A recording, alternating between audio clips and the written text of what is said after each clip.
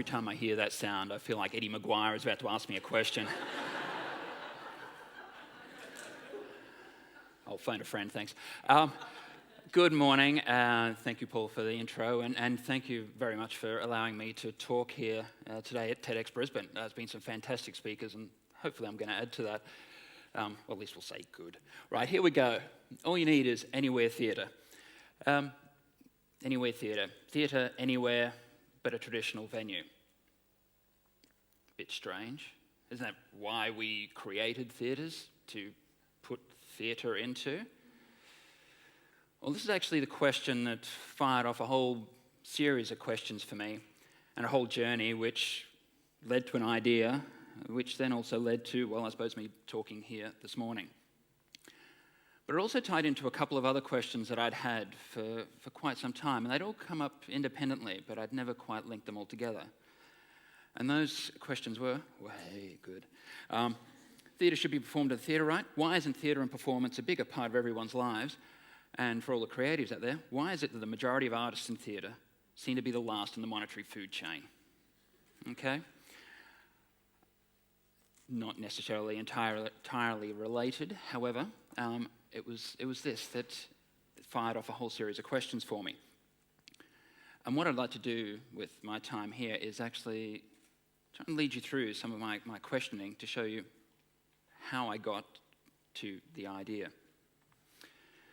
Okay, hope no one's hungry yet. If you are, whoops, hang on. First a question for you. Would you pay more for a generic product? Something that is made for the majority? Or something that is made especially for you? Would you pay more for something that is mass-produced? It's made to just suit the palate of everybody, as opposed to something that maybe you and 0.00004% of the population thought was the duck's nuts. You'd take the bespoke product, wouldn't you? You pay more because it's something that you want, something that is personalised for you, something that is tailored. Okay? Oh, that looks so tempting at the moment. I've got a 2.5-year-old that isn't sleeping.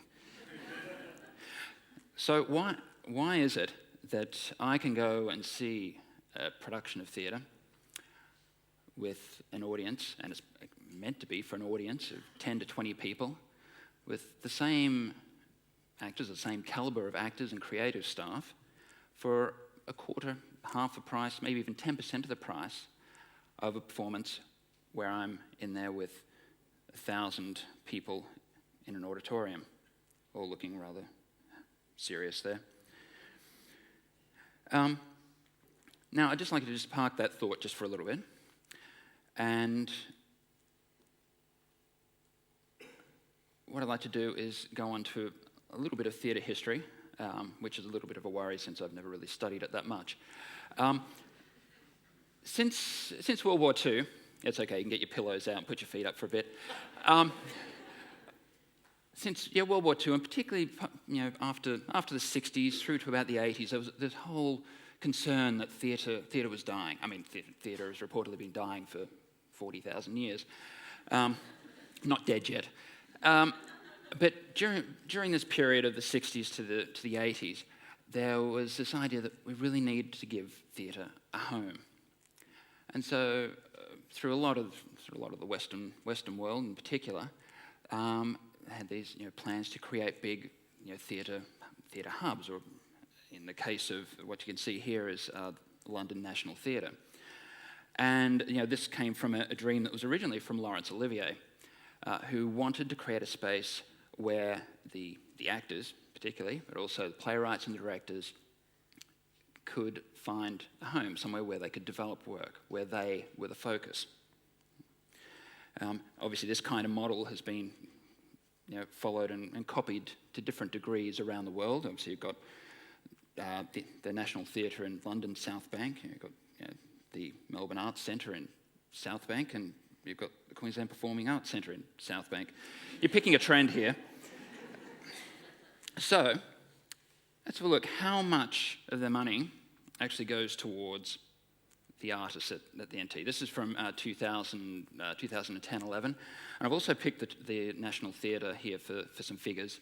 One, because I love figures.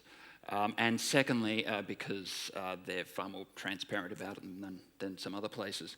And what they've got here, 184 full-time roles for an entire year. That's actors, directors, playwrights. It's all about the creation of the work, okay? That doesn't seem too bad. Let's have a look at how many full-time roles we've got actually for the rest of the things around the support and maintenance of the actual building. You know, the administration, the managers, the marketing people.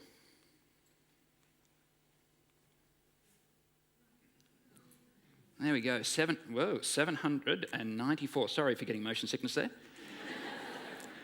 794 full-time roles.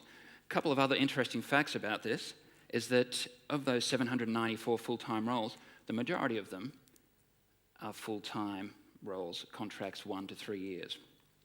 The artists, 184 full-time roles, is actually comprised of a lot more, generally up to 3-month contracts. Okay? Right, we'll park that thought because I want to go on to something else. Okay, everybody raise a hand. Now, also, apologies to the terrace and auditorium too, because I'm not going to be able to count you, so you can keep your hands down. But everybody in here, can I get you to raise a hand? Just want to do a little bit of a survey, because I have spent a little bit of time in marketing. I love this kind of stuff. All right. Okay, and I just also want to see how many people are sweating. Yeah, right. Okay, what I want you to do, keep your hand raised if you saw a piece of theatre in the last 12 months. Okay, so we're probably down to about 80%. Right, keep your hand up if you saw a piece of theatre in the last 6 months. So it's up to about April, yeah. Okay, keep your hand up if you saw a piece of theatre in the last 3 months. I think we're down to about 50%. Right, now keep your hand up if you weren't forced to go. Oh, that's good. Good. Okay, keep your hand up if you didn't know anybody in the show. Oh, yeah, there we go. Alrighty. Finally, keep your hand up if you can say the same thing about 6 different theatre performances you saw in the last year. Okay, so it gets us down to, I was going to say 1%, but I can actually count here. I know my 10 times table. What's that? 13, 14. I was actually thinking it might be a little better than that, but because we're all a creative bunch here and all into ideas. But that's interesting. There was a great study done by the Australia Council for the Arts with a fantastic title, More Than Bums on Seats.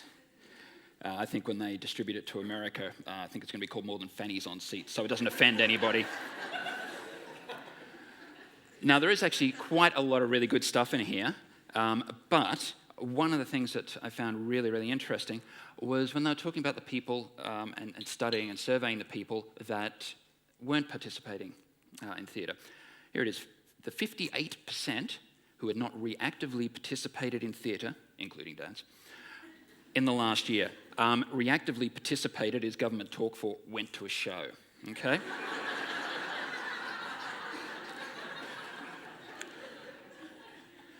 Now, here's what the people they surveyed said. People came up with a range of reasons why they said they didn't go and see a show. Here we go. Oh, and a graph. Fantastic. All right. This is in percentages. You can see it's difficult to find the time, nearly 50%. I'm not really interested, over 40%. And also it costs too much, just a little less. I'm not an artistic person. There aren't enough opportunities close to where I live. It would be hard to get to. And it's not something someone like me would do. We're not talking about strip clubs here. I mean, really, come on.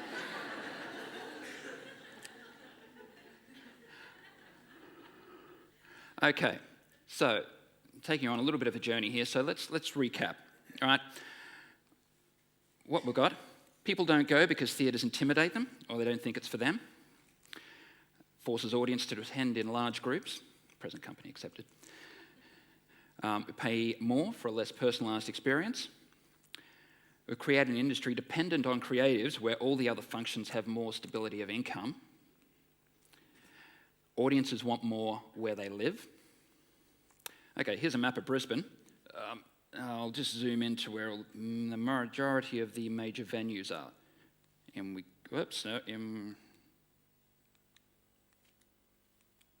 go. There we go. All right, remember we've got, 1.5 million people in Brisbane? Okay. People don't have time to commit to an entire evening. Nothing on I'm interested in. Really all I've done sort of here is reword a lot of what we've already covered in. So, just logically going through that, how can we fix these problems? We can learn to press the right button. There we go. Rightio. People don't go? Well, put it in familiar locations. Schools, parks, streets, houses. Forces audience to attend in large groups. Will make it easier for new and established companies to perform in small or non-spaces. And also easier for audiences to attend. Pay more for a less personalised experience. Provide funding or put a value on small performances instead of just the structures. Create an industry dependent on creatives. Well, eliminate or completely minimise the non-creative staff and prevent empire building. At this point, I'm expecting the lights and everything to go off. Sorry. Actually, I'm not. Audiences want more where they live. We'll put it in the suburbs. I said, look, we've got a huge population just in Brisbane alone. Let's take it out there. Time to commit to an entire evening. Well, our productions of any length. I mean, it's become something where we structure it in such a way where there are two halves so that we can, make a bit more money out of alcohol in the middle of it. And that's really for venues and producers. It's not really going to the artists. All right. Nothing I'm interested in? Well, let's have a lot more productions aimed at smaller audiences. Therefore, it's more likely there's going to be something on that you are interested in seeing. And look, at the moment, most of the system needs to be propped up anyway, so let's blow the money on the artists instead of the buildings. Right. This is where my idea comes along, the Anywhere Theatre Festival. The Anywhere Theatre Festival, we've run one, ran this year in May for 10 days. And what it was all about, really, was we created something where basically anybody can take part.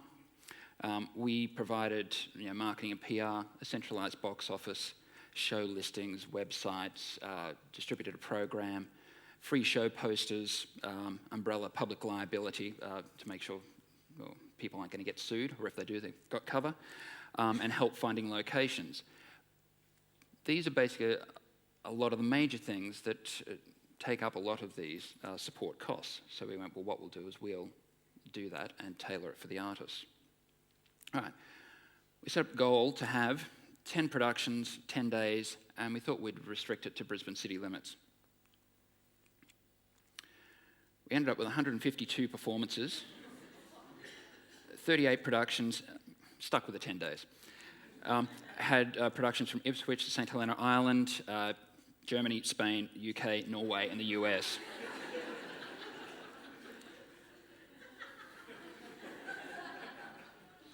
So broadened a little bit, yeah. All right, we had performances in cars. Opera in a boxing ring.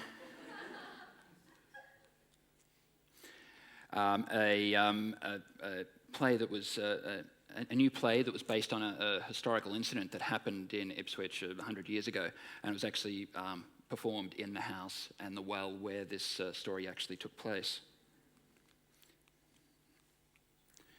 All right, lots of kid stuff, lots of things in parks, circus, everything. New play in a public toilet. And a show that a number of shows that you could watch online from anywhere. And even though we did have some where it was streamed, there were others where it was actually a conference call via Skype. So you had 10 other people, or 10 other groups of people watching, which you as an audience member could hear, and you also knew that the performers could hear it as well, which was incredible. Basically anywhere where we could prop up that sign, really, and find a guy in black with a goatee. We'll sort it.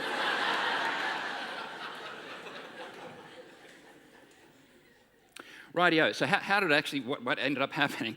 Well, we ended up with 75% audience capacity. So out of all of the shows, they were like 75% full. To give a comparison, if we compare it to, say, the Edinburgh Fringe Festival, which admittedly is a lot bigger, but is also a fringe festival and that it's open to anybody that registers to be part of it, they have an audience capacity that works out to be, I think, between 12 to 15%. All the big name acts obviously sell out everybody else. Okay, just to blow our trumpet just a little bit, or strum our guitar, this was all done with $10,000 in upfront cash and 2 staff working evenings around kids, along with the 270 performers that were involved with this, okay? This was actually more theatrical performances than the Brisbane Festival did this year or last year, with an additional $3 to $5 million and 50 festival support staff, not including volunteers. Okay, and all it was about making it easy so that people could, so that audiences were able to find things easily. You can see there's a map there of where some of the performances are, and people could easily go in there and find things by genre, by day, or by location. And that was the big thing, then people being able to find out where things are on local to them. That was the whole idea. 0. That is how much was paid in venue costs by all the performers.